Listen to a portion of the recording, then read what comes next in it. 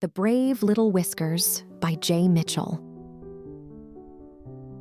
In a small, bustling town, nestled among rows of cheerful houses, stood the coziest home on the block.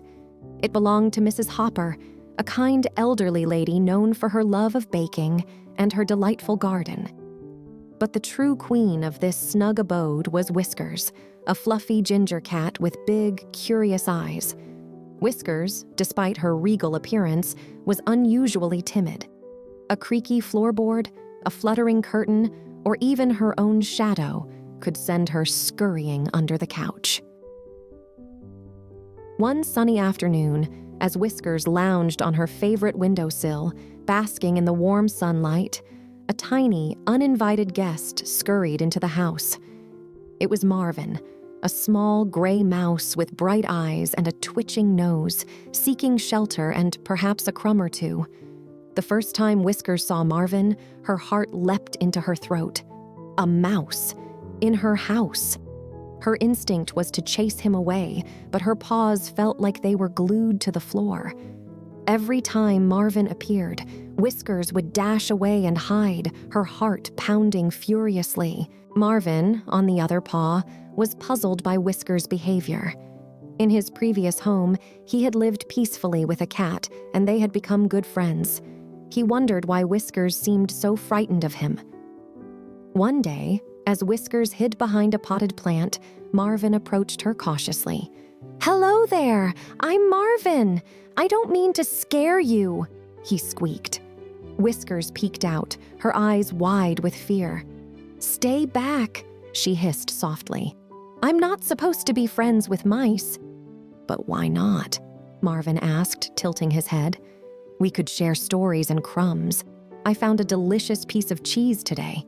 Would you like some?" Mrs. Hopper, who had been observing this unusual friendship unfold, smiled to herself. She knelt beside Whiskers and whispered, "Dear Whiskers, sometimes what we're afraid of isn't as scary as it seems. Maybe Marvin could be a friend." Whiskers thought about Mrs. Hopper's words.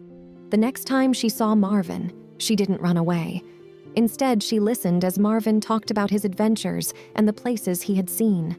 As days passed, Whiskers and Marvin started to play together. They chased each other around the house, shared secret nooks, and yes, even nibbled on cheese together. Whiskers found that Marvin was not scary at all. He was smart, funny, and incredibly brave. She began to admire his courage and his cheerful spirit. In return, Marvin admired Whiskers' grace and her kind heart. They became the best of friends, much to Mrs. Hopper's delight.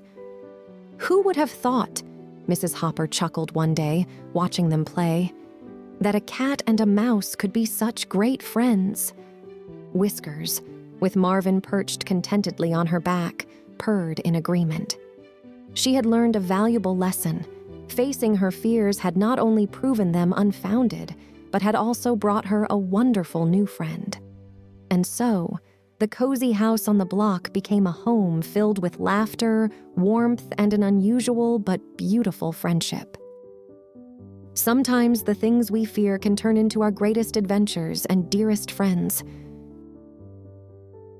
Join our community of kids who love to learn and have fun by subscribing to our channel.